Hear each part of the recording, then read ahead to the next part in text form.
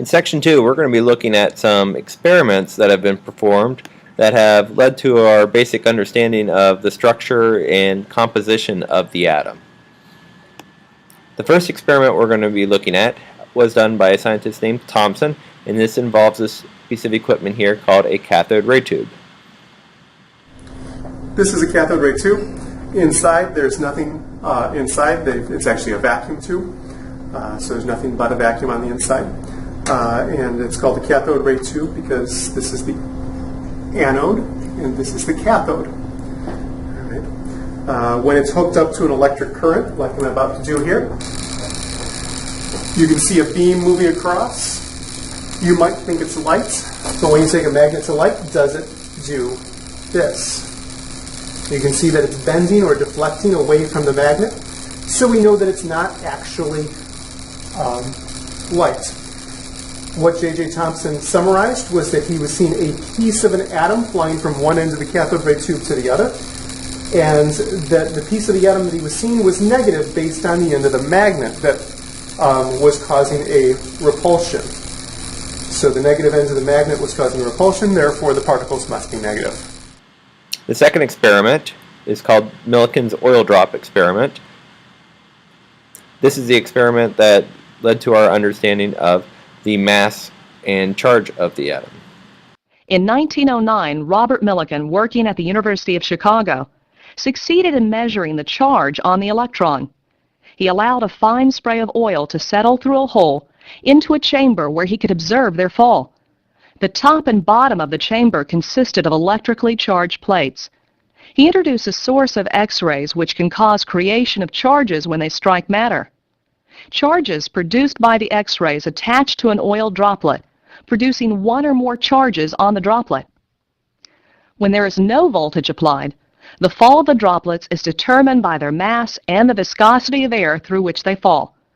When a voltage is applied, the droplets that have a negative charge will fall more slowly, stop falling, or even rise, depending on the number of charges on them. By adjusting the applied voltage and observing the droplets both with voltage off and voltage on, Milken was able to determine that the charges on the droplets were all multiples of a smallest value, 1.6 times 10 to the minus 19th coulombs. He took this to be the charge on a single electron. The last experiment we're going to be looking at is called Rutherford's gold foil experiment. And this is the experiment that led to the discovery that atoms have a very tiny nucleus. In 1910, Rutherford and his co-workers were studying the angles at which alpha particles were scattered as they passed through a thin gold foil. Most of the alpha particles passed through undeflected. However, a few were found to be scattered at large angles, some even back in the direction from which they had come.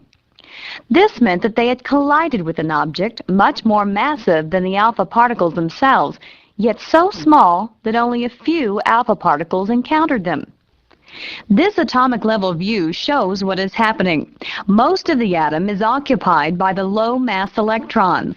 The nucleus is small and massive. When an alpha particle encounters a nucleus, it is scattered at a large angle. So to recap, inside each atom, we have three major subatomic particles. We have the proton, the neutron, and the electron. The protons and neutrons are both found in the nucleus of the atom, and these are relatively large and massive subatomic particles. The electron, on the other hand, is much smaller and much lighter compared to the protons and neutrons, and it is not found in the nucleus, it's found outside of the atom. Now, one last thing to address. With the nucleus of the atom being composed of positive protons and neutral neutrons, it doesn't make a lot of sense why those would want to stay together in that nucleus. For that to happen, there has to be a force that holds those particles together. So to explain that, we have these things called nuclear forces, and those are just short-range forces that hold your protons and neutrons together so that that nucleus can exist without flying apart.